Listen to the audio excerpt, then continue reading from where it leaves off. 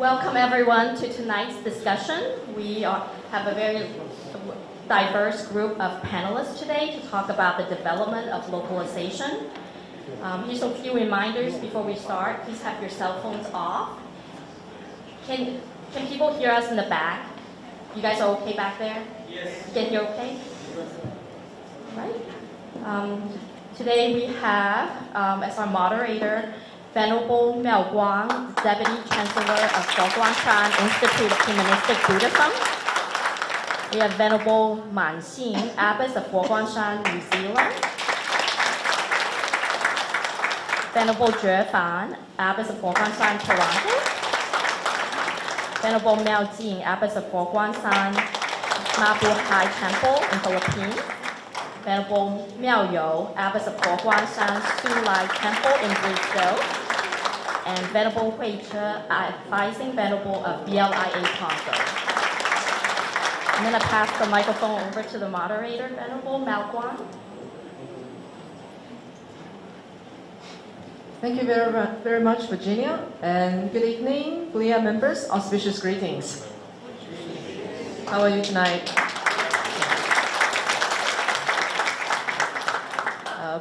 We are extremely excited about this evening's panel because if you look around you, you can really see the diversity among all of us, members of Buddhist Life International Association. And I truly believe that the reason we are able to share in this moment and to celebrate our diversity, it is all because of Venerable Master Xing Yun's vision of letting the Buddha's light shine universally and allowing the Dharma water to flow across all 5 continents. And in order for the Dharma water to flow across all 5 continents, localization is an extremely important achievement. It's a very difficult and daunting task, but we began from as early as almost 50 years ago. That has brought us together here tonight. And so our goal tonight is for the Venerables on stage to share their experiences in the challenges they faced and what they have been able to achieve in terms of localization as a way to share our experiences and to set further goals for the future so that we can enable the Dharma water and the Buddha's light to shine even further. So in simple terms, what does localization mean? Localization, according to Venerable Master, is not a narrow geographical concept. It does not mean that it fits in this location and that's it. It's a lot more than that. Nor is it about ethnic confrontation. When we arrive in different places and different cities, it's not about taking away their special characteristics and letting ours taking over. But rather, it's a great fusion and integration of diversity that we see. So instead, it's about looking at the international perspective and envisioning the future together as one, no matter where we are. Once we are in the same region, regardless of our background, religion, language, or our educational background, all we hope for is that through the spirit of Buddhism, we can be brought together as one. And so, how do we localize? In sum, there are 4 aspects of localization which Venerable Master has set for all of us to work on. And I believe in your local temples and chapters, you'd have already seen these achievements. So the first one is linguistic localization. So tonight, our panel is conducted in English. But if we look around you, there are also Spanish speakers, French speakers, Portuguese speakers, Hindi speakers, and Tamil. Many, many more.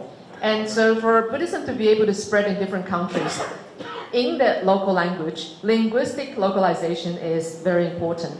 And secondly, there's cultural localization, the way we live our lives, the way we lead our rites of passage, and the way we integrate Buddhism into our everyday life.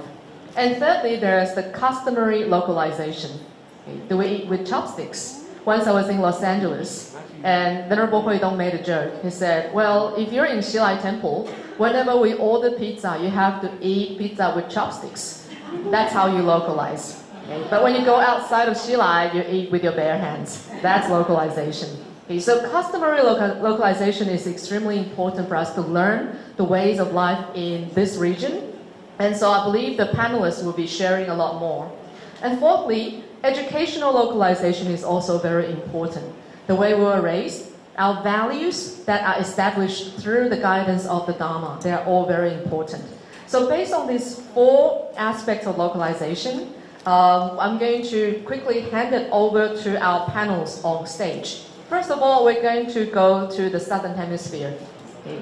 In the Southern Hemisphere, there are two main countries. One is Australia, the other is New Zealand. And today, we're very fortunate to have the Abbess of New Zealand, Venerable Mansin, with us.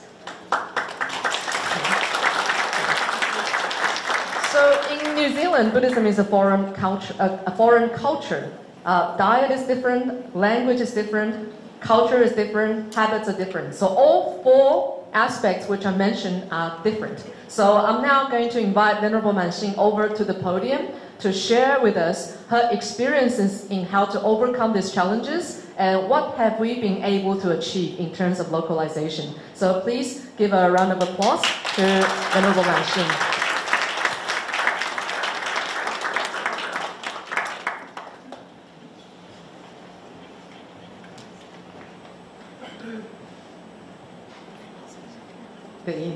Good evening to all.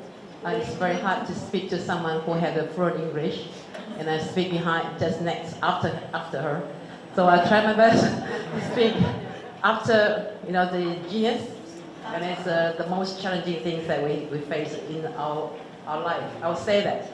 And today I'll share how my experience in New Zealand, how I operate, and how to fit in to the local culture. And because we are allowed only like 12 minutes to 15 minutes, I try to make one of the projects that we carry out. So in New Zealand, I've been carrying out a few projects in New Zealand because we're not only like event, but it's making as a project. So how to localization? So can you just start from the first one? Thank you very much.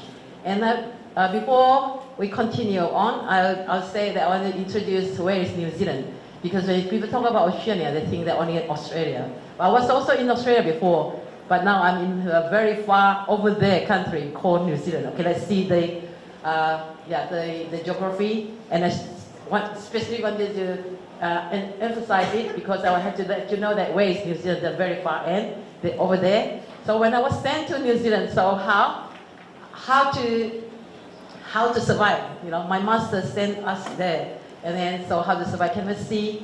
In New Zealand, there are two of the temples in New Zealand. One is in Auckland, and one is in 1,000 kilometers away. That's called Christchurch, and just next to the Antarctica. Okay. Now, in Australia, in Auckland, there's a temple called, they look like that. That's the temple in Auckland. Have you go further? I didn't know whether you see that. And the next one in Christchurch. Okay, the Auckland one is 9 acres land. And the Christchurch one is a very little tiny. So it's in Christchurch. It's about 2,000 square meters. But we make it an art gallery building instead of the building that we used to for we call the very Chinese. All right. So the population in New Zealand, you can see, can you just see the next one? I don't know whether you follow that. New Zealand only is a bunch of 5 million. So we have more than, how many times of population here in Taiwan? But in New Zealand, it's only a bunch of 5 million. And in Auckland, it's only about 1.7 million population. And in Christchurch, Christchurch is about 400,000. And the ships in New Zealand, it means that it have 25 million. So how are we going to propagate the Buddhisms to the Merino ship? I don't know. So how to localization? So today, I would like to share with you the arts. So is that on? Is that on? Okay. So we run the project, huh? It's not on. Thank you very much. So keep going. Okay. So my master said the arts, the culture, we can share the cultures in between people. So we run the project we call Art Salon in Auckland Temple. Then we invite, Is that all? No. Still no? Okay. Thank you very much. I'm the first victim.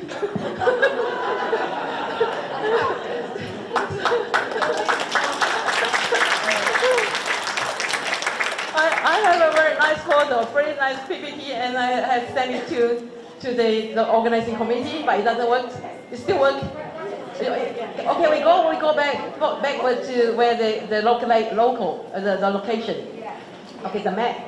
Is it on? The map. Okay, we are in New Zealand. It's the over there country. And New Zealand is next city. The next is New Zealand. We have in Auckland and 1,000 kilometers away. It's called Christchurch.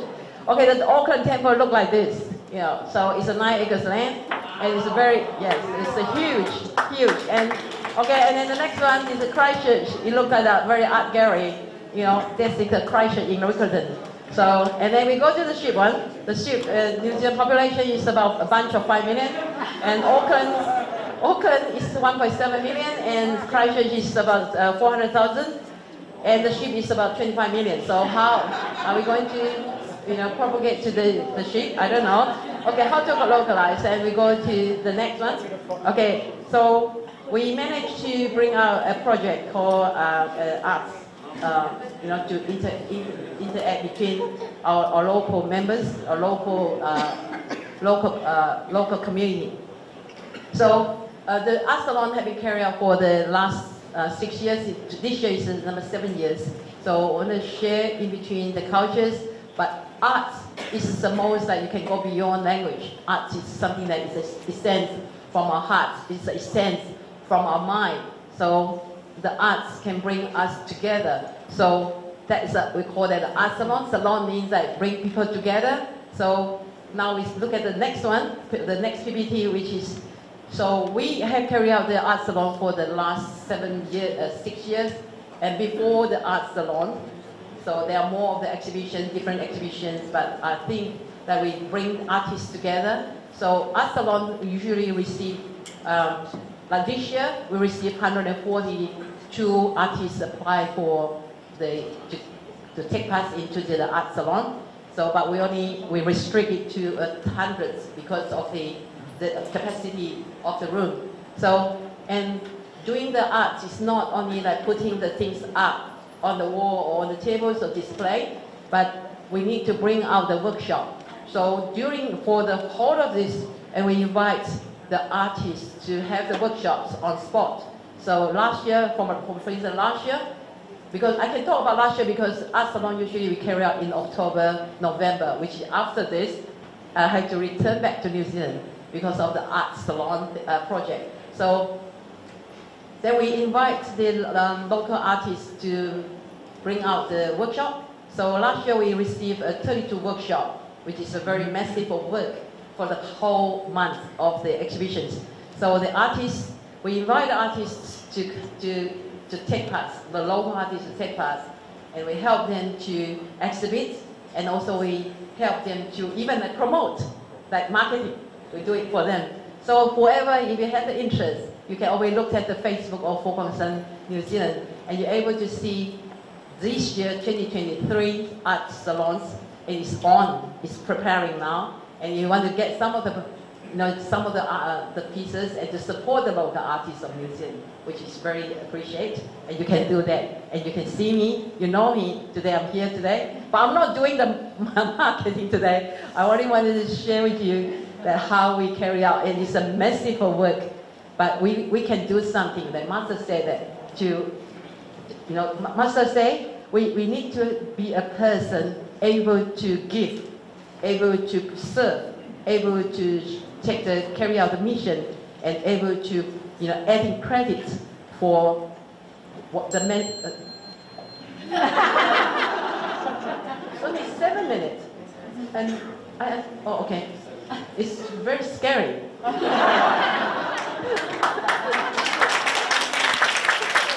Because I have my time here, and then I thought you need 3 minutes, and you start bringing okay. All right, I'll continue. So the art salon have brought us a lot of work together, and then we bring the community together, we bring the artists together. Okay, we move on. So providing a space, providing a space to the local community to engage and to create, to bring their creativity, and always they bring a lot of their own people, the fans, whoever have an interest on the topic, and we will come to even the MG car, the classic MG car, even come to our temple because they say they want to bring the car to the temple. Then I have to reserve the whole car park for them. So that is the MG car, and then they brought. We actually bring the surprise to them as well because they didn't know. Because they say that whenever they go to any places, they didn't have anyone that actually bring to actually take this as a serious topic to reserve the space for them. So we reserve the whole car park for them. Let's move on. That is the MG car, and then now we go to the next for the art exhibitions. We even bring the combination of arts and vegetarian cuisine because we practice vegetarian, we respect the life. So like delightful food and the peaceful atmosphere, even on the walkway, on the walkway in the temple, we create something and then we can talk to them and they're able to come to the temple, invite them to come to the temple. Okay, and also localization to fit in to the local, like Mother's Day. We put ourselves into the Mother's Day celebration, but the Mother's Day celebration not only to the local, our devotee, but we open and widely invited, the local community to our temple. So, say for instance, the Mother's Day high tea, we bring it to the very quality high tea events, and also, so where you're up to? I can't see. I don't know where they're up to. A quality service, they will warm the people's heart, and the high tea menu must feature the local flavors. Is that a wow? So the food is good because you need to bring the quality to the local community, not only the temple, the building, but also the whole of the heart of us. So we can see that the next one, like 2011, when the Christchurch is facing the quake. So how can we turn the once vibrant garden city, and the sudden change? Then how can we help as someone from, overseas or someone from outside the community? So we reopen and resume the operation to the public, and we create even the choco latte because people in New Zealand, they like to have chocolate and they like to have coffee. So we combine the two of that to be a choco latte, and they bring a really massive, just have a seat. Probably you can request the tickets online at the temple, and you usually given away, or they can take, they have to collect the ticket prior the event. Okay, then we invite them to come to the Christchurch Chocolate Festival and attract that 2,000 people squeeze into the little building. So that is us. And they actually need to get the tickets. And also we invite activities to uplift and engage the visitors. So all of these people, they are all from the local community. It's not only from our ethnic, but also but more from the local community. We invite the artists for live demo painting, and also the local vendors to bring them to the market to share, to participate to our event, because we bring out the we create the events, or we create the activity or festival, but we invite the local vendors to earn money from us, from our event, so they can get the benefit and they know that Buddhist is someone they can give. Not only that we gain a lot of people, we gain a lot of the money, but the money for them to earn, but we gain people. You know what I mean? So instead that we make it all ourselves, but no. So that is us. Because the time is very short for me, so I don't think I can do the next version of that, because you actually disturbed me just now. Just to make it up to the Abbas, can we give the Abbas 3 more minutes? Only 3 Abbas, jayo. So where are up to? Oh, only here. Go on. I already go to the last. Go on. Yes, go on. Go on. Already. Yeah, move on. Okay. Yeah. So, okay, now, stay here. So, the result is the majority of the local residents, participate to the event and collaborating and effort creating in the win-win situations. We gain people and they gain money. So that is very important because especially now when the inflation is very hard for people. So if they can make money out from our events, why can't we do that? So, okay, that is the next one. Do I need to go to the police one? Okay. So I was invited to the local, to the museum police as a wing patron, and my wing is number 261. So, and I don't know why they want from me. So my master's teaching us that they had to give. So I can say no to the museum police. So I had to say, okay, how? But I still had to facing that and take the challenge. So I was the wing patron back to 2010. And so I invite the whole of my wing to come to the temple next. Okay, that's one. So for the training session. And the next one is many of the museum police, they have their meeting and they held it at the temple. So then only the police are doing because I had no manpower to take care of the other of the safety because the police are already the police. So so many of the police, many of this side of meeting held at the temple and we help them. I asked them, why do you come to the temple? Okay, next. So that's the police marching into the temple and with the horses as well. The next one, yeah, the horses, it's beautiful, isn't it? So they use the law of temple to actually bring out an event, a very important event. Okay, next one is, this is how held in the main shrine, because I had to do that in the main shrine for their annual award ceremony, but they say that there is only main shrine available at that time because during November is where the art salon carry out, the whole of the temple already occupied. So the police said, can we use the main shrine? So that's why I allowed them to do that. And then we see the next one. So all the police, they are here, and they have the annual meeting because we serve, we give, and then we help. So so what happened the next is they invite us to create or to design the landscape in the police station. So that is then I was invited to the police station to help them to design the landscape, and I even operate. Because I said, why do you want to have the temple's feeling, temple's thoughts in the police station? Because they say sometimes after all the nasty cases, they are also human. They need somewhere, a corner, to do reflection before they went back to before they went back to the office, before they went back home. They're also human. So that's why I do that without charge. And I bring my whole team within 8 hours, we finish that for them. Thank you very much. I hope you gain that. Thank you. Thank you very much, Reverend Shin, for the wonderful introduction. In order to localize, we have to first localize into the technical issues of the room we're in. And she did really well. She withstood the challenges of her meditative power.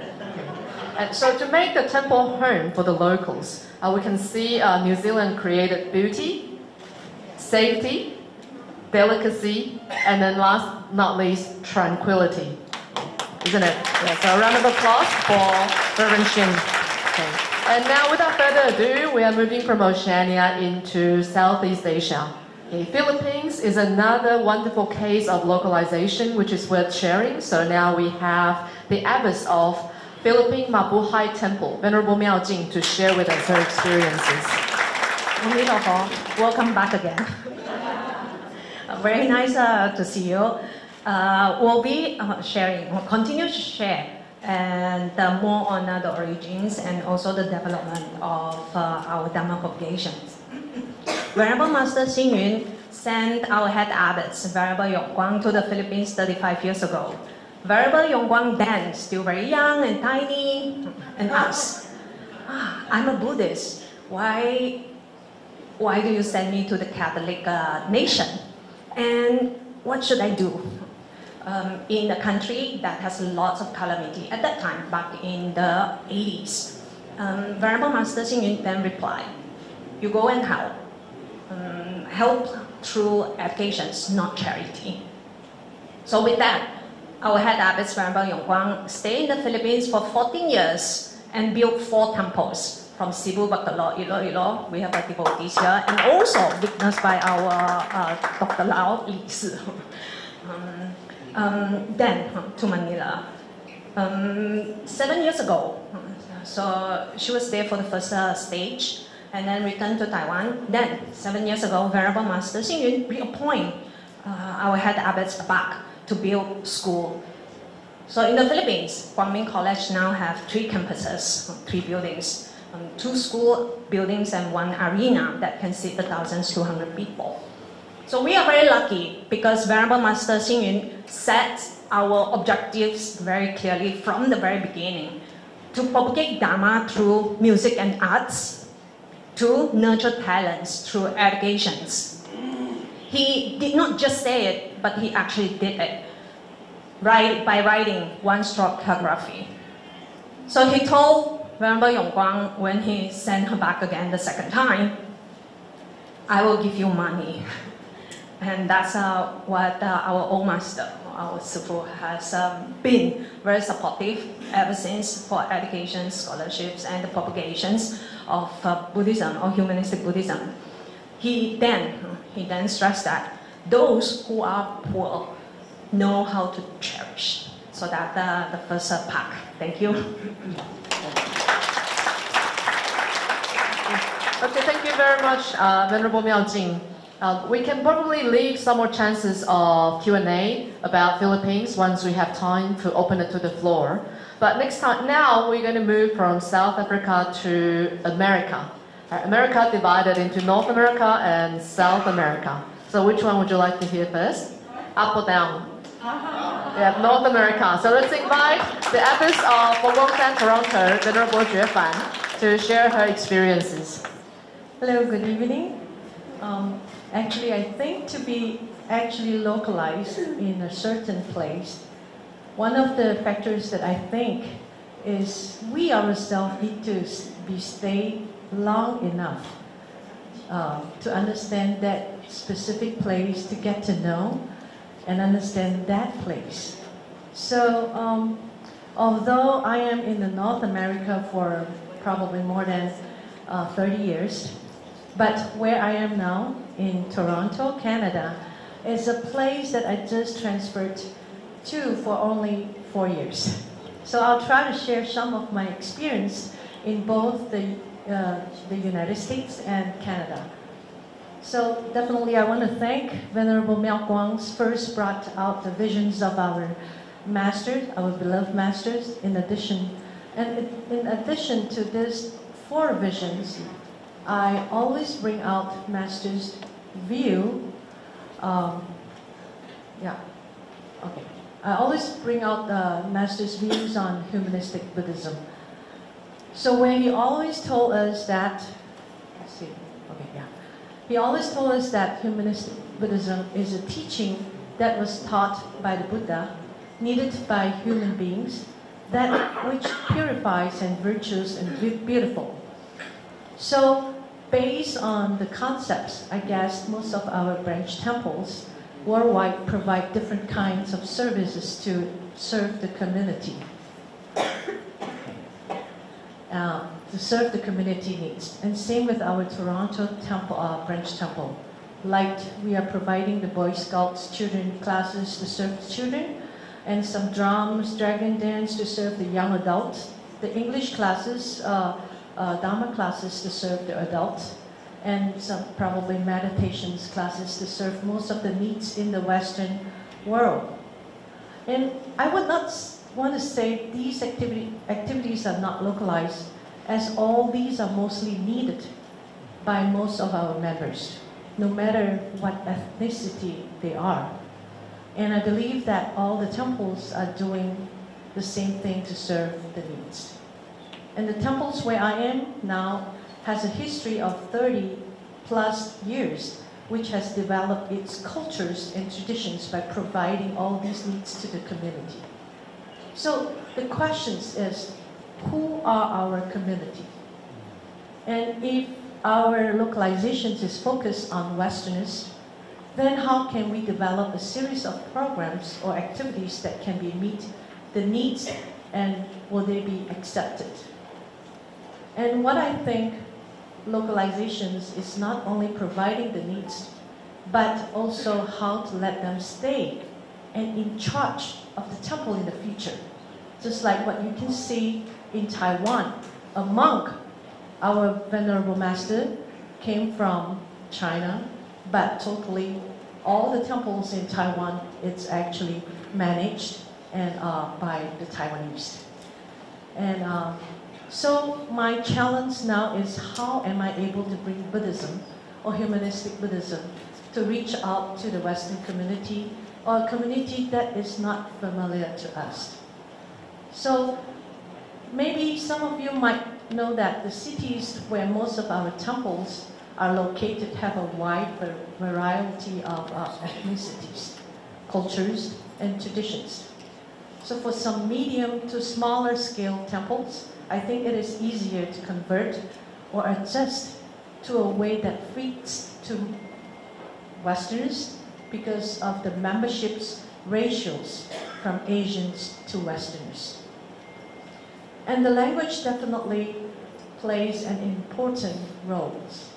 So if the ratios of Asians and Westerns members is about the same, the culture, custom might be easier to adjust.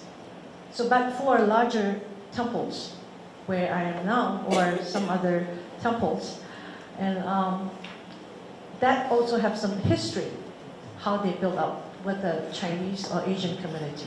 The ratio between the Asian and Western members is definitely very large, and it will be a big challenge to balance it in different ways. But it still has ways, but probably takes more times.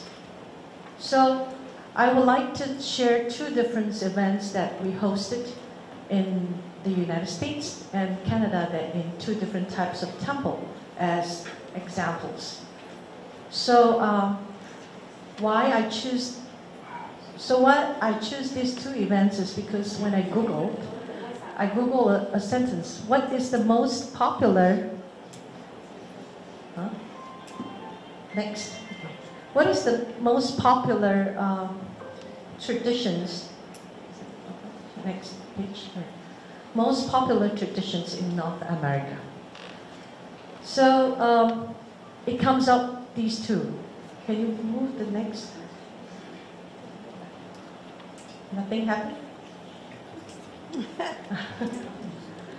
Well, so all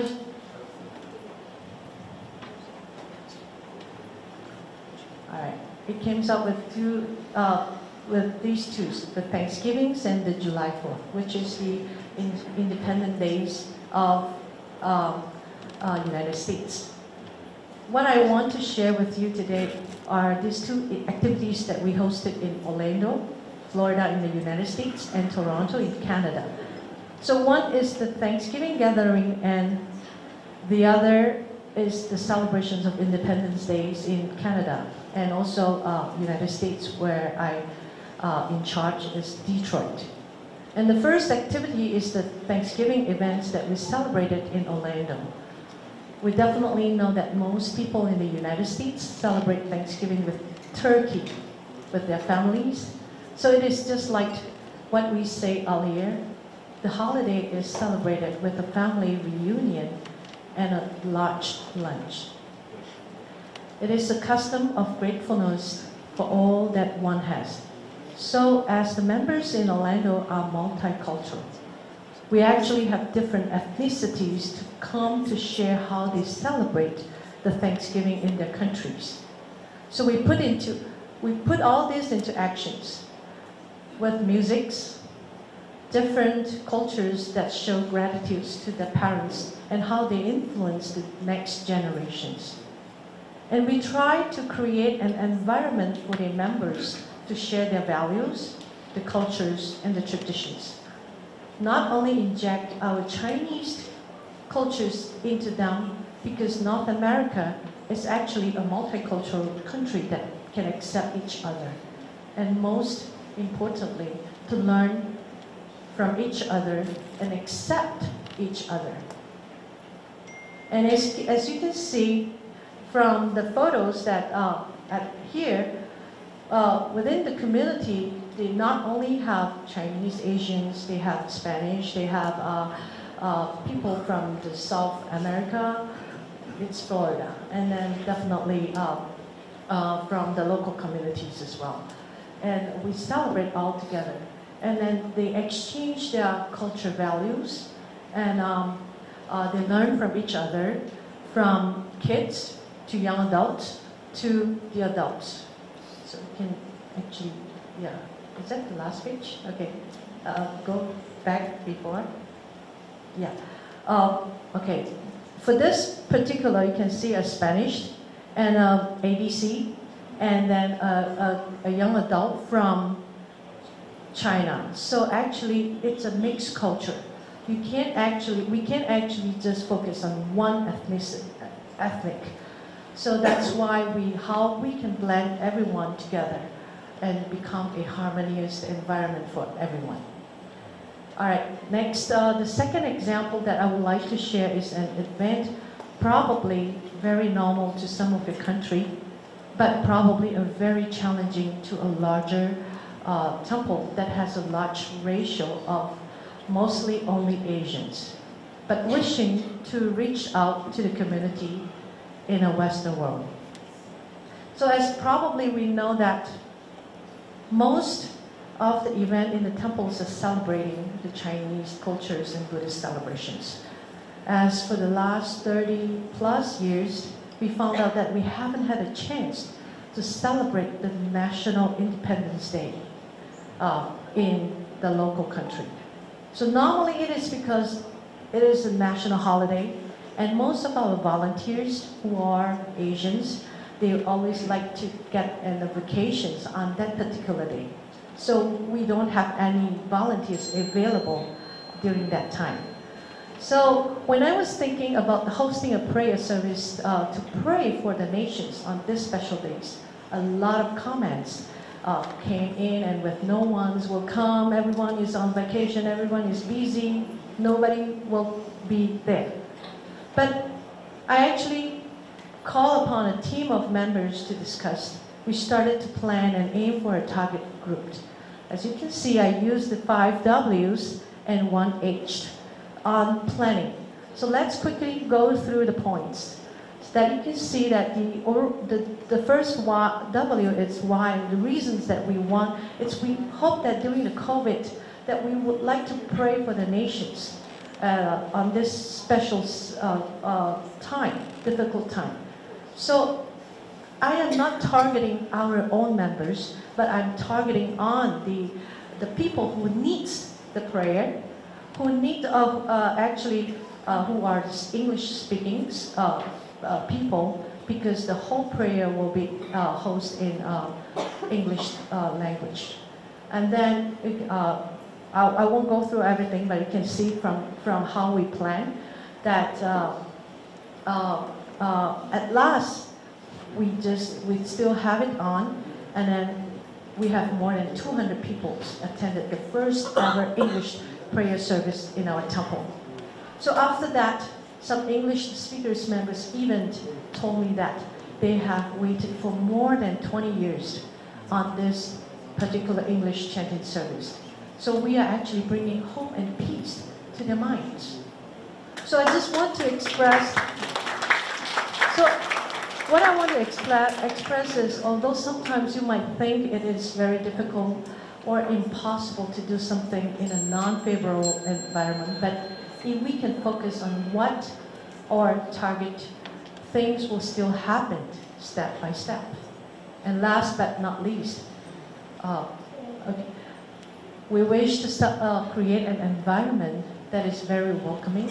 People like to hang around, talk to each other, solve problems, family problems, friendships, and share the languages, celebrate multiculturalism, festivals and activities, learn from each other, and most importantly, to learn Buddhism and apply it to our daily life. And always feels like the temple is home and wants to be part of it. And I really feel like to be localized is to fulfill the needs of the community, to let everyone to feel comfortable and to be inclusive. And last, I would like to end my presentations by reading a quote from our Master's open letter and honest revelations. What he said is, all my teachings on humanistic Buddhism should be conveyed in a way that reaches out to families and is accepted by people. And surely we hope the same for the localizations process. Thank you. Thank you very much, Venerable觉凡. Making a welcoming and comfortable environment, but at the same time being bold enough to try what hasn't been done to provide more opportunities. That is what we are seeing in Toronto. And next, we are going to invite Venerable妙佑from Zulai Temple in Brazil. But her language is actually Portuguese, so unless you speak Portuguese, we're going to invite her to speak in Mandarin. But if you're carrying a translation machine, now would be the time to put it on. And please turn to channel 1, and her presentation will be translated into English. And so without further ado, I'm going to hand the mic over to Venerable妙佑from Brazil. 感谢主持人的体谅哦，感谢各位佛光人的这个体谅。我已经超过20年没有用英文了哈。那个过去的18年呢，都是用葡萄牙文在弘法，所以呢，有时候我中文也讲得不是很好。要不要用葡萄牙文跟大家打声招呼 Boa noite a todos, obrigados. Desculpe, eu tenho que falar em português. Desculpa, eu tenho que falar em chinês. Eu acho que só uma pessoa que nesse local que conhece o português, eu a única pessoa que veio de português, né? Levanta por favor. 只有他可能听得懂葡萄牙文哦，所以没办法，我只能够用中文来跟大家哈做这样的一个分享。因为呢，怕讲英文你们听了很痛苦哦，所以我还是会用中文。那我在巴西呢做本土化，我有4个字的心得跟大家分享哦，就是顺其自然哦。这个我们活在巴西这样的一个环境，他们是讲葡萄牙文的，我们就要用葡萄牙文哈。那他们是喝咖啡的，他们是吃豆子的，他们是踢足球的，好，所以呢，我们就用当地他们所有的这个资源来跟他们做这个弘法的这样子的一个工作。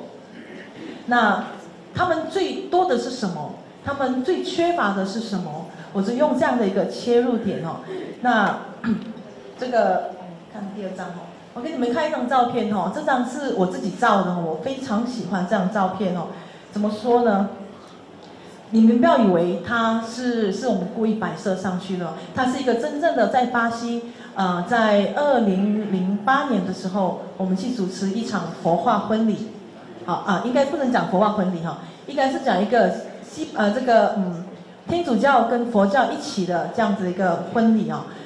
新郎呢是佛教徒。新娘呢是天主教徒，那他们2位呢希望呢接受到这个2个宗教的一个祝福啊，所以呢我们把我们的佛像搬去了，我看到神父呢把他的这个十字架也搬来了，那我们怎么办呢？好，那我们就把它摆在一起，然后他们没有香炉，我们有香炉，我就摆在中间。好，那旁边呢？你看他们是用白蜡烛，一般我们佛教是用红蜡烛，对吧？哈，那他们是用白蜡烛。我们白蜡烛可能我们是在白事的时候用的，那没关系，我们佛陀不计较哈，我们也摆上去了。然后呢，我们就用这个引磬跟木鱼，我们就开始我们的这个佛化婚礼哈。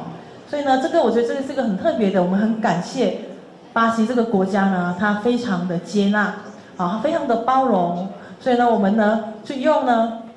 我们最真诚的大师要我们给他们的这个佛法来1+1大于2这样子的一个工作哈。好，这个在巴西呢，我们要本土化，我们一定要从2个方面来切入，一个就是文化，一个就是教育哈。我先讲文化的这个部分，在巴西它是全世界最大的天主教国哈。它有超过2亿的人口，至少有1亿2千万以上的人呢是天主教的这个信仰。那我们怎么样在这样的一个天主教的大国来弘扬我们的佛法呢？我们呢就用天主教的活动，把它变成这个佛教也适用的这个模式来给他们我们真的为了弘法哈，无所不用其极哦。那所以说我们不能用天主教的活动来我们佛教不能办天主教的活动呢哈。在巴西呢，在6月份有一个很重要的一个活动，我们叫玉米丰收节。在这个6月份的时候呢，应该是说举国上下他们都会办这样的一个活动。那他们是来庆祝像嘉年华一样的，非常的开心的一个活动。它原本呢是属于天主教的一个活动，但是呢，随着时间的这个推移，大家已经忘记它是天主教的活动了哈。当我们佛教在办的时候，他们就觉得很好奇，咦，你们佛教也有玉米丰收节啊？那他们就很好奇要来看哦。那传统的呢，他们是吃荤的哦，在这个玉米丰收节，大家跳舞啊，买东西吃都是吃荤的，然后还喝酒。那我们就把它变成我们佛教的吃素的，然后喝姜茶哈。然后呢，他们其中有一个呢叫做监狱哦。那在里面呢，你会被抓起来，然后被关在监狱里面，这样子一个活动，然后你就要用钱来把你自己赎出来哦。那我们看到，哎，这个不对，我们来改变一下哦，我们把它改成3好监狱哦。你进去，你不能够赎，你不小心被抓进去了没关系，你在里面背3好、背5戒、背心经哦，你就可以出来了哦。就是我们说不可以，这个叫贿赂啊哈，不可以贿赂哦。当然，我们在这个时候呢，我们也邀请很多这个弱势的团体来参加。然后呢，我们在这个玉米丰收节，我们念星云大师的为世界和平祈愿文哦，所以呢，就变成了佛教，也是全巴西唯一的佛教的玉米丰收节哦。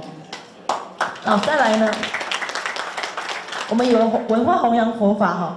那我们是不同的文化，像刚才我们的主持人讲的，我们在这个西来寺啊，我们是用筷子吃披萨哦。那我们在巴西呢，这个请问财神爷谁不喜欢啊哈？对吗？有人不喜欢财神爷，那我们把这个财神爷这样子的一个文化呢，告诉巴西人的时候，他们也很想要哦。我说我们也想要发财，好了，那我们过年的时候呢，有办这个活动呢，就把那个财神爷给请来了哈。我们巴西人，这是我们的这个黑面财神哈，包公财神哈，还有我们的这个白人的财神哈，华人财神都有哦。所以我们透过这个中国的文化呢，吸引他们过来参加哈。那这样。过年的活动呢，来的是最多人哈，一天有上万呢，有时候近2万人呢。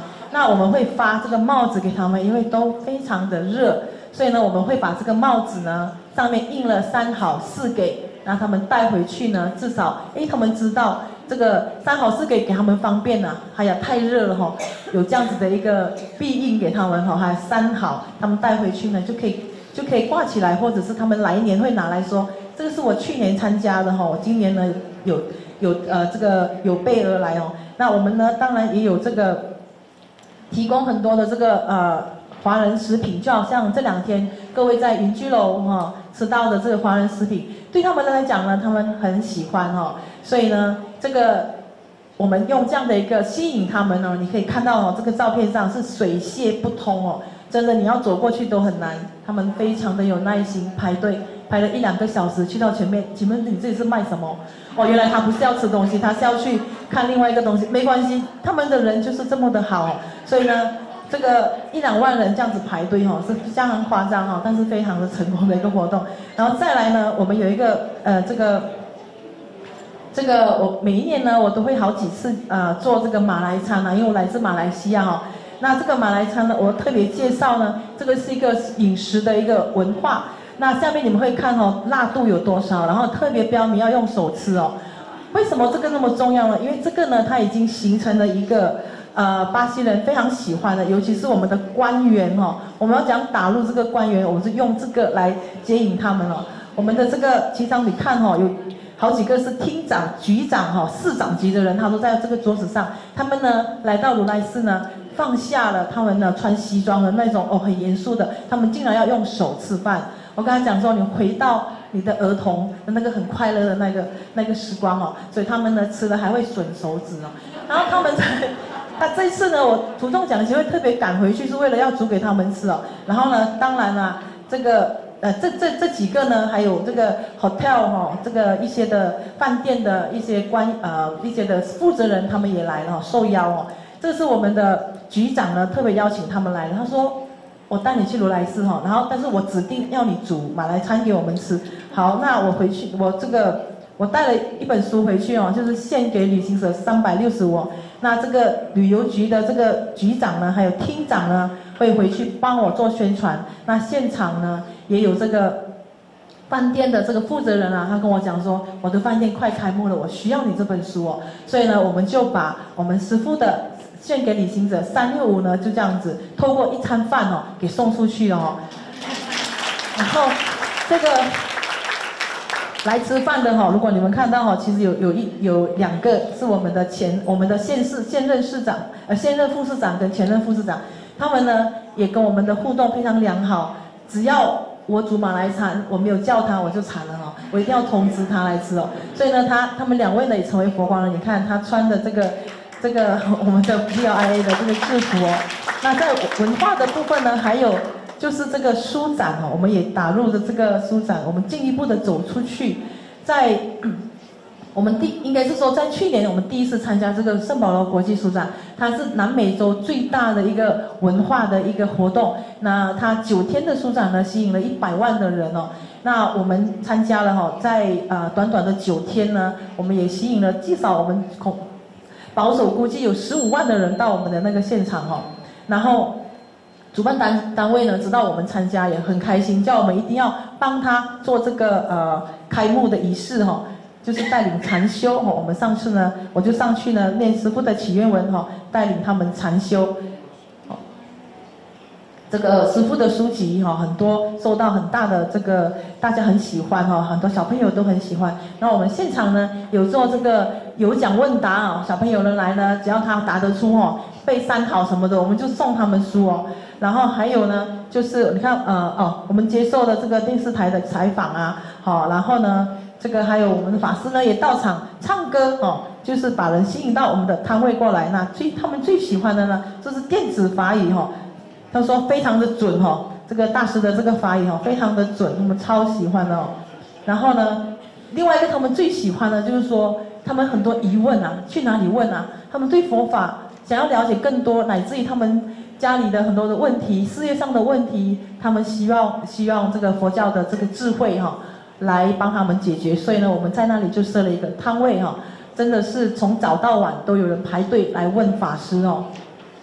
然后这个呢是有一本书啊，在这个有一本书，我不是为了自我广告哈，这个我在去年在这个书展的时候呢，刚好有出了一本书叫《咖啡与佛法》哦，是全葡文的一个著作。那在佛光山，我们有很多法师，他们都写了非常多本的书，都非常的棒哈。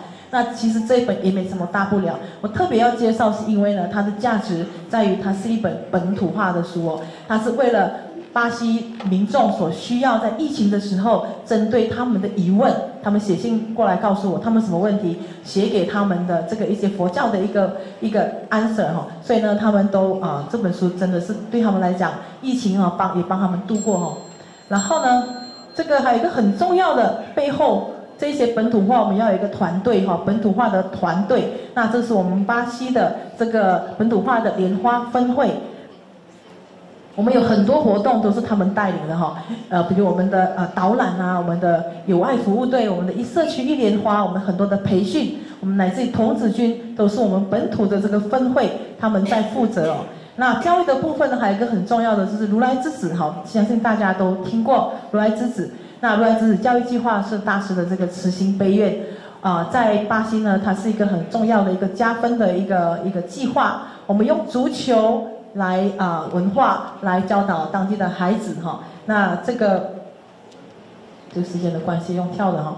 那我们应该有听大家应该知道哈，这个前几年我们有南华大学如来之子南华大学这个教育计划，我们把孩子呢送回来台湾，他们呢有很多届也已经毕业了哈。那我们从这个孩童到这个青年青少年哈，再来呢我们进一步的这个是如来之子回去的哈，南华大学回去看我们哦。那我们进一步呢，我们把这个计划呢扩张到他们的这个家长，我们有教他们制作香精，教他们这个缝纫的这样的一个课哦。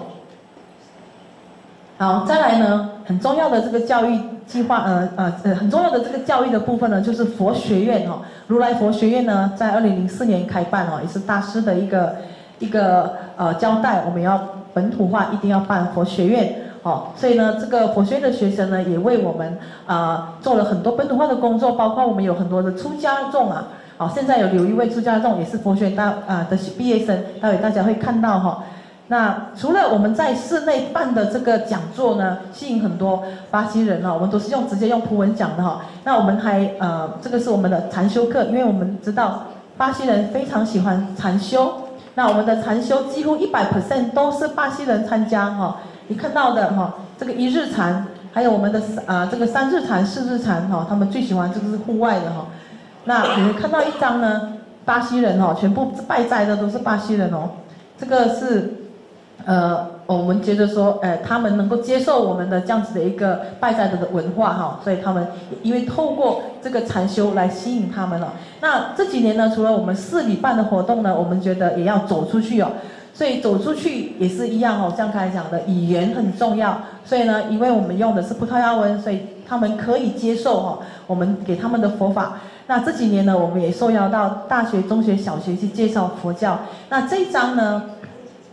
连续5年我都去这个那个联邦大学为他们上课，下面呢都是医学院的学生教授哦，因为呢他们发现到这个宗教其实也是一个很重要的一个治疗哦，所以呢他们想要知道佛教如何可以接受让他们加分的作用哦，对他们带来这个治疗的这样的一个效果，所以呢连续5年呢，除了疫情暂时以外哈，每年都去哦。那再来呢，就去那个大学，其他的好多家的大学没办法一一在这里介绍哦。那有时候呢，还受邀去这个一些的单位为他们讲说哈，快结束了哈。我们也有去跟警察来做这样的一个互动哈，警察、军警，下面呢都是 captain 级的哈，都是这个上尉啊，上尉。然后呢，他们也有来如来寺。这些呢都是这个受挫的哈，就子弹从他的旁边飞过，他逃过一劫的这些警察，所以呢他们都会有一些的这样的一个害怕的，我不懂怎么讲哈，这个重什么后症群哦，受创的这个后症群哦，所以呢他们呢都需要来寺里面呢接受这样的一个禅修课。那从这个海陆空3军哦都来了哦，几乎。那除此之外呢，我们也出去这个企业哈。那这个老板呢，在我旁边的那个呢，他是我禅修课的一个学生，他是一个德国在巴西设的一个安全所的一个厂。那请我呢去他的公司呢，为他的员工上班上这个禅修课。还有呢，这个杜邦哈，美国杜邦公司呢，也邀请我们去跟他们讲说哈。还有这个 JP Morgan 大家都应该认识哦，他们呢。的这个那个管理层呢，也让我们呢去跟他们交流佛法哈。还有呢，这个一个日本的一个叫做电光公司啊，他呢让我们去跟他分享佛法。那因为疫情没办法，所以是线上的。那还送了我们一台那个 EAC 哦，因为他很感谢我们跟他分享这个佛法。那谢谢妙佑法师哈，太多的例子。I should be speaking English. I apologize. Okay. There's really a lot to share, but let's save some time maybe for Q&A for everyone to think about the examples she has already shared. You probably have another 10 or more slides, but please give her a round of applause for all of these efforts. Next, we'll have Venerable慧-Cheng, who is originally from Congo. He is now serving in Qisan Temple, which is about a 20-minute drive from Foguangshan. He speaks fluent Mandarin. But let's hear from Venerable慧-Cheng about your journey. I'm Venerable慧-Cheng. Yes. Good evening, everyone. I'm so sorry because my English is not good. Why? Because I'm learning Chinese. So I'm gonna speak Chinese and English mixed. Sorry. So 已经6年前，我回到刚果弘法。到那边，因为我们看到我是非洲人吧，所以我的信徒也是非洲人啊，所以那边的本土化其实很成功，所以大部分都是非洲人。然后华人的部分，大概初一、15他们会来上香，然后就走。PPT， 不好意思，已经。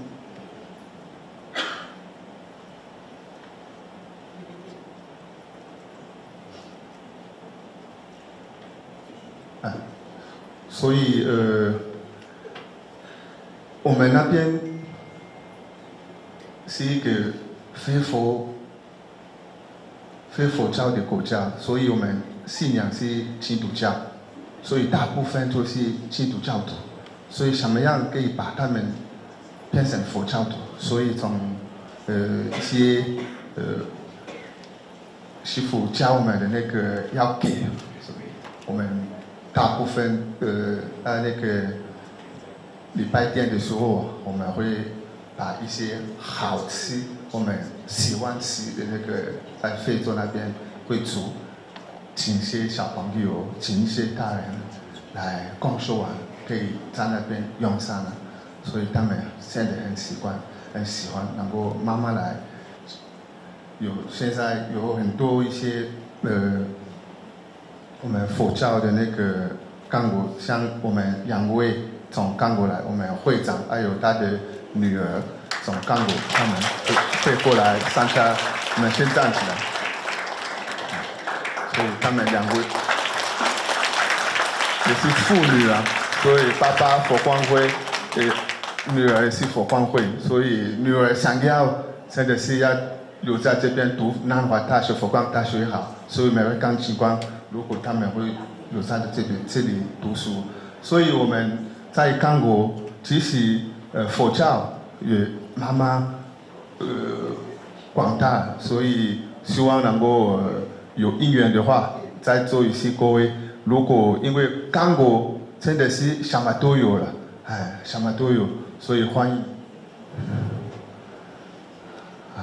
像我们刚刚看到那个，这个是我们的公修啊，这个公修，每一个礼拜天7点半开始到12点，然后12点的时候就可以开始慢慢使用站。下一页。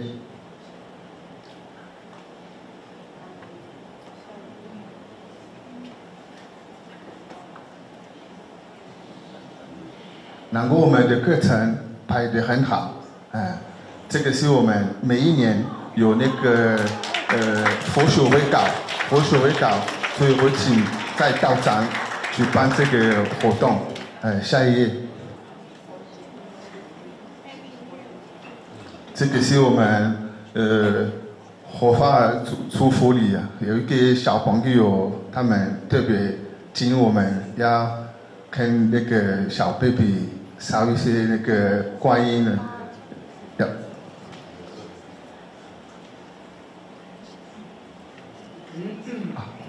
这个是我们这些小朋友，这个是他们就住在我们道场附近了，所以他们每一个礼拜天，他们一定会来我们道场，要跟他们祝福，大概是这，然后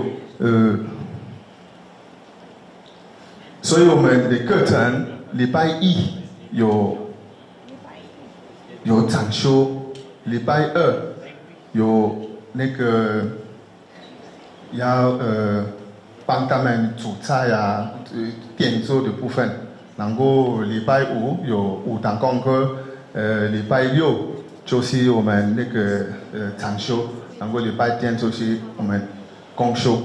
所以我们有的时候啊，我们会长。会举办一些活动啊，环保活动啊，去种树啊，去看一些幼儿园小朋友啊，去照顾他们。这些会长啊，还有会员，他们去在那个去看一些很贫困的那个小朋友，去帮他们洗衣服啊，洗那个他们住的地方啊。所以这个是我们在海边去点垃圾啊，就环保。信保，这个是我们所做的那个在刚果。下一页，这个是我们的公修。我刚刚讲金光人性，下一页。这个是我们的小朋友，他们是做道长的。他们这些小朋友是我们帮他们那个学校，因为他们的家庭有一点很困难，所以我们答应他们要帮他们去上学吧。下一页。就是变成我们的法制人员了。所以他们每个礼拜天呢，就打法就是去对这些小朋友，所以就没了。阿弥陀佛，谢谢。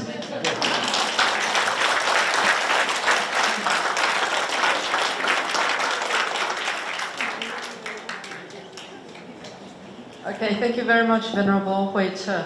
As you can see on the pictures, the works are fundamental yet very essential, and we're also very excited to hear that you're able to speak such fluent Mandarin. And actually, we had a little glitch. Well, as we listened to the Philippines presentation on localization, Venerable妙净decided to take an interlude at the 6-minute mark. And so now I'm going to invite her back on stage to complete the remaining 6 minutes before we open it to the floor. Sorry about that. Decided to do it in 2 parts. May I play the video first? It was a video. The music was composed and inspired by Venerable Master Xing Yun prayer for the safety of the COVID pandemic 2 years ago, and so that was rewritten and put into music lyric. Please.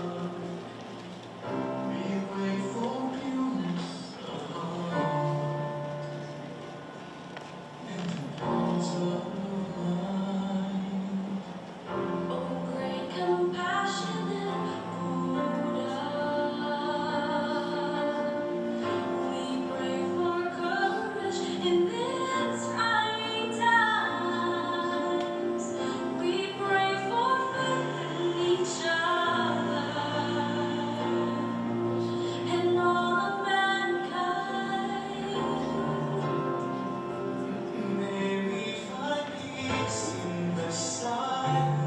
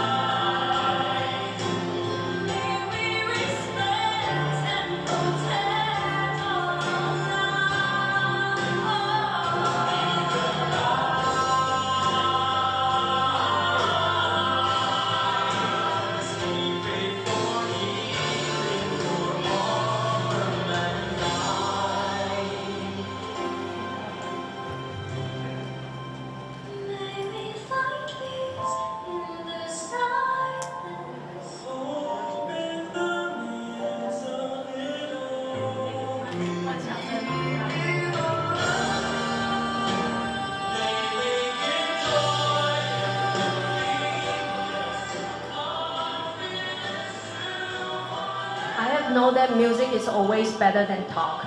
But I just have to squeeze in the 1.5 minutes of words. So you just what are the slides that I was going through, okay? So we are very lucky in the Philippines because Venerable Master Hsing Yun has helped us set the directions way back. We see in the video that there are 3 aspects of development. First, the physical space grow from the temple to the school. Then the people grow from BLIA Fogangshan Monastic and BLIA devotees to include Siddhartha caste and GMC scholars. We also then have our missions has expanded, rooted from the 4 objective and interfaith collaborations to Buddhist enterprise, where, for example, the Siddhartha caste, we encourage them to grow second set of technical skills, not just performing, but be able to carry the technical aspect of the productions and be able to then grow themselves into teachers and help to nurture young talents, and hence the cycle of love and the cycle of educations and the spread of humanistic Buddhism in the Philippines.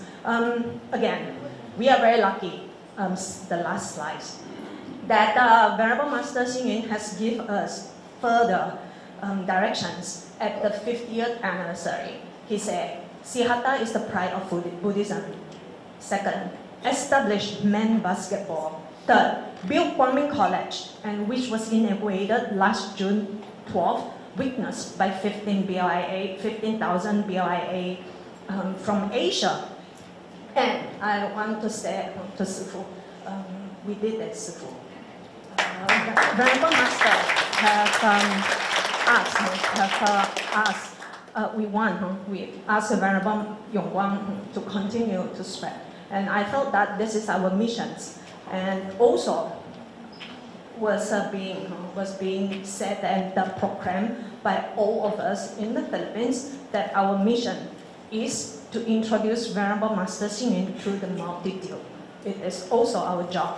So I want to take this opportunity to thank our Venerable Master Hsing Yun scholarships from Nantian Institute, Australia, because of the Humanistic Buddhism certifications and master program that we have now nurtured scholar in Humanistic Buddhism and backed up by Venerable Miaoguang to help us in the deepening of the teaching and the spread of the propagations.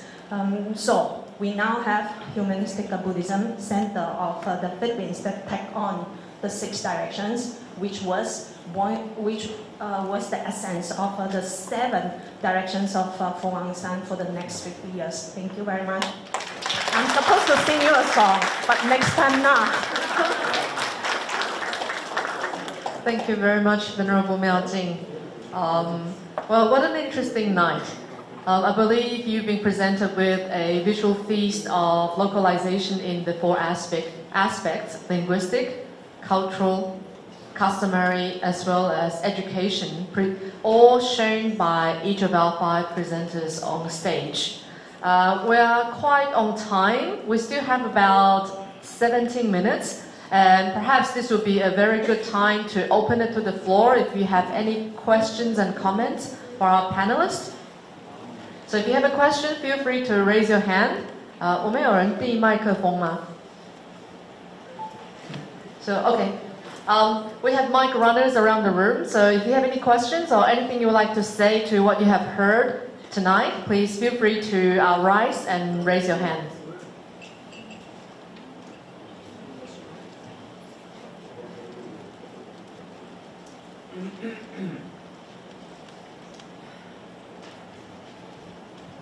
我想请问我们的觉凡法师，因为他以前在我们 Orlando 10几年了。我想问觉凡法师。Can you raise your question in English, since this is the English panel? Thank you. My name is Rachel Sue. I'm from Orlando, Florida, where Venerable Jeffan was there for 12 years. Okay, I'd like to find out from her how she feels the difference between doing Buddhism in Florida versus in Canada. Well, first, temple scale. And as I said, that the ratio, like, we have a big populations of like Cantonese in Toronto versus the English-speaking people.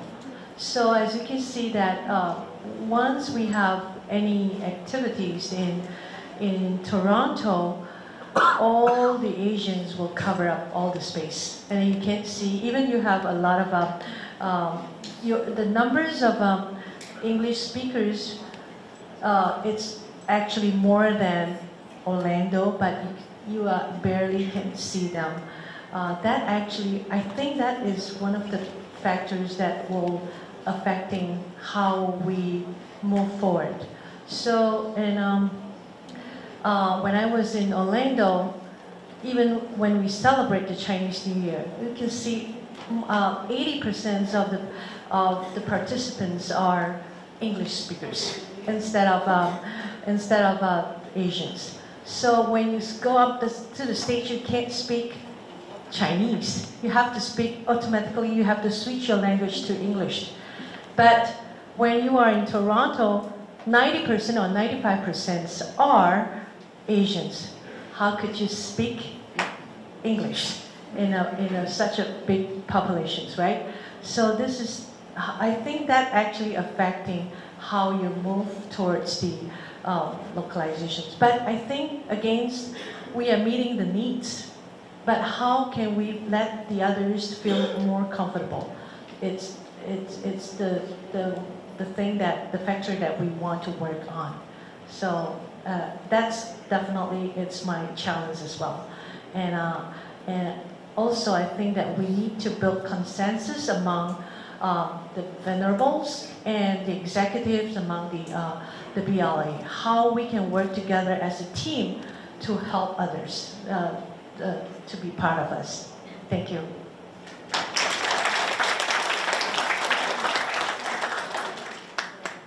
Thank you. As a Westerner, I'd like to ask, what do you think about?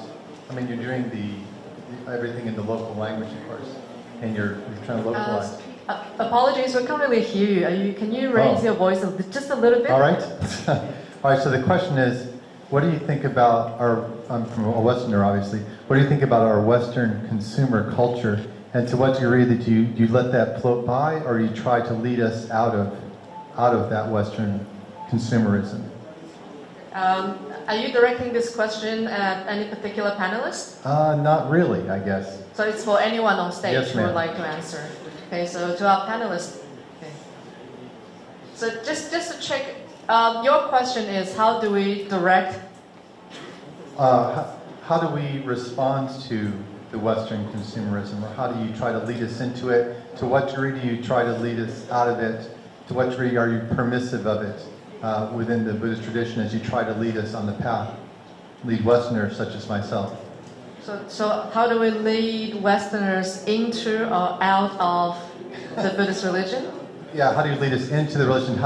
To what degree do you try to lead us out of consumerism? To what degree do you resist consumerism? Or to what degree do you just say, that's just how it is and we're permissive of it? I don't know where you come from, but I think I can answer something like what you say. So we are not, I personally, we are in New Zealand, we didn't divide people into Westerner or we divided people into human. So as long as we speak human, do human, talk human and enhance or spiritual or enhance. And I think wisdom is the key that we wanted to. We're looking for. We after the wisdom. As long as we have wisdom, and everything can go beyond the duality instead of that we are still struggling under that. You are wisdom, you are everything. You are It's too busy. So I think we had to pay the salute to our very masters because we're doing humanistic wisdom rather than I didn't know. I didn't want to know. I didn't want to differentiate whether you are a Westerner or you are ethnic groups or you are, whatever, as long as humans. So in a temple, as long as you're human, you can come in with a proper attire. But if you are in other form, sorry, I don't think that we you know. But also, if you are the if you are under spiritual form, then I can't stop you from that. But we are doing human, speak human, do human. Okay, thank you.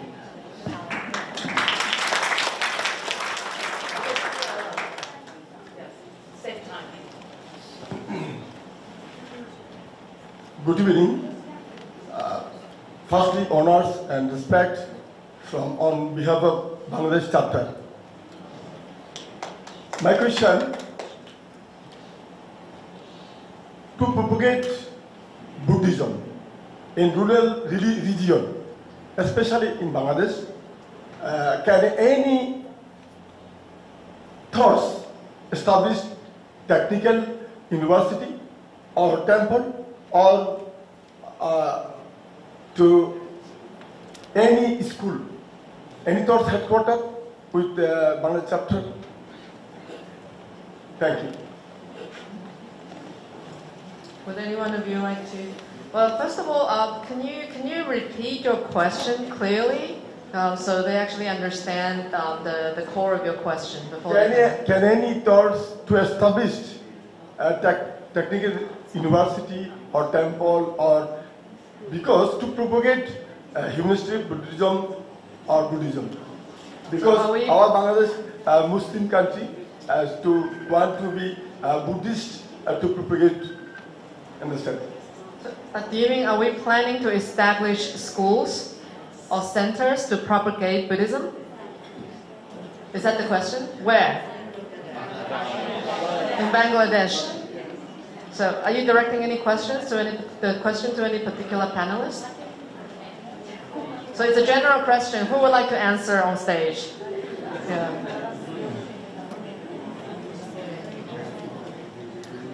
I think the aspiration of the local community. Yeah, so it's actually depend on you. Yeah, anyone from you that you inspire, that definitely you can make it. So it's actually in your hands. The thought lies in you. Now that you have mentioned it, we hope that in the future we'll be able to see the thought blossoming from you. I'll do something.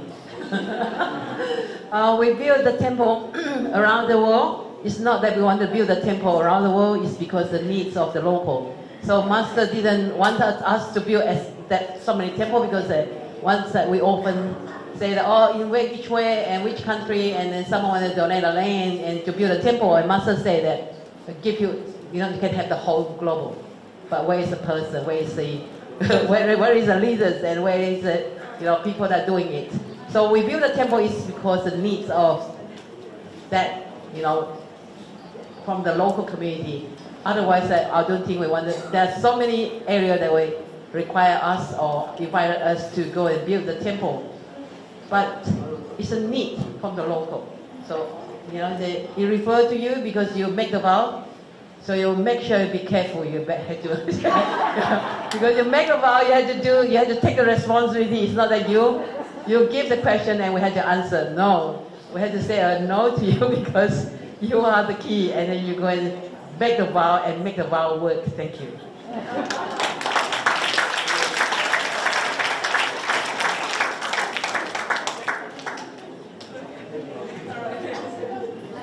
Hello. I would like to first... Can you please take off your mask so we can hear your voice clearly? I would like to first kind of clarify the other gentleman's question. He was asking not so much about Westerners versus non-Westerners. He was asking more about what is the humanistic Buddhism's view on consumerism in general, which is taking over the world, not just the Western culture. We see it happening in China as well, right? Just consumerism in general, what is the view of the humanistic Buddhism practice? If I'm interpreting that question correctly.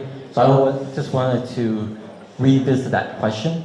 I also have a question from my phone. So let's say we, in our immediate temples, we don't have the conditions to truly do very well at localizing currently. But then there are people that are interested, right, in just knowing about what is Buddhism, what is humanistic Buddhism. Are any kind of like online resources or hubs that we can direct them to, so that like even if there's not a local temple that they can go to, they can kind of like start learning about stuff as a person who has no concept, right? Because like a lot of resources we have, it's all scattered, but then like if you direct it to them, it's not very welcoming for someone who has no background. So is there like a central hub that we can direct people to as an introductory place that they can get into, and then potentially like that can help them take the next step? Thank you.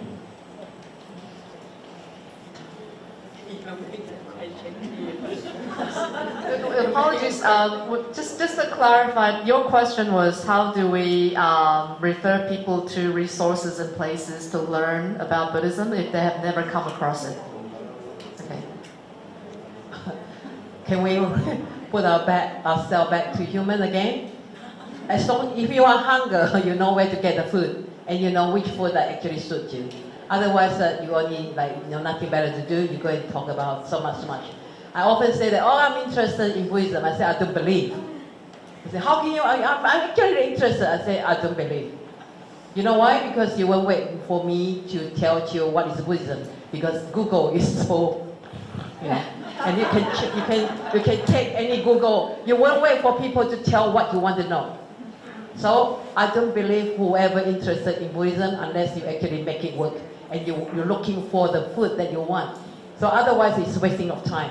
There's so many, we only been given that 24 hours a day. I have to be very practical. So you can see that we have such a big temple, and not only the local temple that we in charge, but also the whole global. So if you want, you can have the interest to follow, you definitely will come and say, I have this question, can you clarify for me? And you will do, you will explain to me, then I'll tell how far you go, and then I can tell you if I know. Otherwise, then go and check yourself from the Google. So whoever wanted to know about Buddhism or not the Buddhism, I think to know to learn about Buddhism, Buddhist means that enlightened. The Buddha means the enlightened one. So we have to make it very clear that Buddhism actually is also a religion, but also a way of life. So to make it that way, then you make it very clear. Yeah, to answer your question in short. Because too many questions, too many people want to talk about. I said no time to talk. Nowadays people won't talk too much. It's just like even what TikTok, 20 seconds already like people will change the subject. So like people like me, like us, I said no, I wanted my whole life. I wanted to dedicate my life and wanted to develop my life. I wanted to develop my wisdom, and then I restrict myself. I said, just narrow it down to this topic. Otherwise, there's too many people want to talk too much, too many questions, too many suggestions, and you do it, but I'm not going to join it. So I hope that I can answer your question. The 5 W's and 1 H. I think Venerable Jefan already listed it, and I believe in the time we're living right now, Google can answer most of the W's and the H. So the whole idea is about seeking. Like she says, if you're interested enough, you'll be inspired to start seeking, questioning, and experiencing instead of waiting for people to tell you what to do. Okay, so there's a danger of waiting for people to tell you what to do. I believe this is what she's telling you. Even Buddha also wouldn't answer the 14 questions, that doesn't concern us. The Buddha didn't answer the 14 questions. Yeah. Okay, can we have the... Yes, good evening, Venerables. Thank you very much. I think the point is, can the Venerables point us to certain directions where we can get knowledge? And I just thought that... Can you please speak louder because of the okay, echoing sure. here? Yeah, it's very difficult for us to hear your questions. All right. I think that the point is there a location or depository where we can go towards to get knowledge? And I think in Asia, I think there is this Bodhi Tales that Venerable Guam do, and there's from Australia. I think I believe I've been following that series of talks, And I believe that's a very good starting point for people who wants to seek knowledge. So I just hope that all details could be shared, or certain website or certain areas that we can go to get that knowledge, or basic knowledge. And I believe there's also chanting in the process, and all this is done in English. I think the challenge for us is, I'm Chinese, but I don't think my Mandarin knowledge is good enough, and I'm more comfortable to learn in English. So I think it's really a question of where can we find humanistic Buddhism in English, right? I think that's belief what many of the BLA members are saying. So very well, Guam, I hope more can be done. Thank you.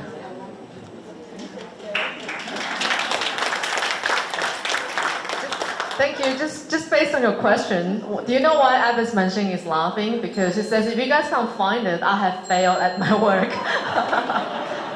Yeah, that's why she's laughing. Well, just to point you in some kind of direction, I hope you were at the panel this afternoon on the complete works of Venerable Master Xing Yun, the English panel. If you were there, then you would have been pointed to a lot of resources on the translated works. That's one thing.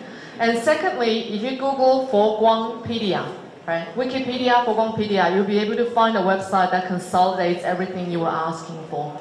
Well, we've been trying to promote this website for quite some time, so try it out. And if you still can't find it, then please reach us. Yeah, Dhamma Talks, podcast, books, audio books, yeah, it's all on the website. I'm sorry, I will work harder. I will work harder to reach out. Yeah. Oh, this card on my table says International Outreach Committee Deputy Director. This is the first time I'm seeing this, so I'm going to have to work harder, okay? Yeah. Okay, So I have to, allow me to say some words again. I think we have to pay a salute to Venerable妙Guang, that she has done so much for the Western country, for the Western world. And a lot of translation, and she had to stand up and to salute her because so much work and she had done, and then follow masters, to do all the translation. So if you don't know where to get the English source, I think she's just so failed. I'm sorry. But she's not failed. It's not you didn't know where to get, and then everything was already there. And then she even do the podcast. I don't know what the podcast is, so up to date. So a big applause to her. Thank you. Thank you. I will keep trying. If I keep failing, I will fail harder. But use the opportunity to reach out to us today, and we can share the information with you. Maybe we can work out a way to distribute this. So once again, time is up. But thank you very much once again for all of our panelists on the stage, from Abbas, and to everyone for a wonderful evening and for your questions. Localization is a very, very long process. You are all already in the part of the process. So we hope that we can keep working together, exploring, and look for a better future so that humanistic Buddhism can be shared with any kind of human on earth. Thank you very much.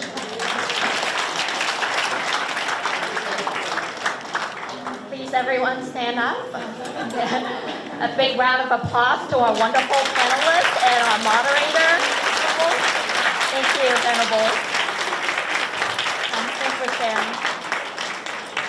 I know it's getting late, but I do have a page of reminders about tomorrow's flow of events, so I'll try to be as quick as possible. Tomorrow for breakfast. Thank you again, Venerables. Tomorrow for breakfast, you would still dine at where you're lodging at, like the previous 3 days. At 8:30, we'll be taking the group photo at the Dharma Square. And after the group photo at 8:30, so after breakfast, you guys can proceed to the group photos. And after the group photos, we will have the ceremony in memorial of Venerable Master Xing Yun. There's 3 different locations. If you are a delegate, then you will be going to the Patriarch's Shrine. If you are an overseas observer, you will be going to the Sutra Repository, 4th floor. And if you are Taiwanese observer, then you will be going to the Dharma Hall. I want to remind everyone who is going to be at the Sutra Repository Hall that there is no drinking. If you need to drink water, you will need to go to the first floor. Also, all the sutras, please do not touch or like remove it from its location. We can only observe and look at it. Also, the bathroom on the fourth floor that is reserved for the venerables. All of the BLIE members, we would go to the first floor for the bathroom. And after the ceremony, we would be going at 10 o'clock. We would be going to the Influence of Venerable Master Xing event. Lunch tomorrow. Do you guys all have your tickets that has the dollar amount? $300 of lunch. Please remember to bring it, and you can visit any of the 15 vegetarian tea houses at Bohuasha, wherever you want to go. But there are 15 houses. If you guys need to know the location, please check with your leaders in your group. I think that is it. Have a good night, and thank you so much again for staying such a late night.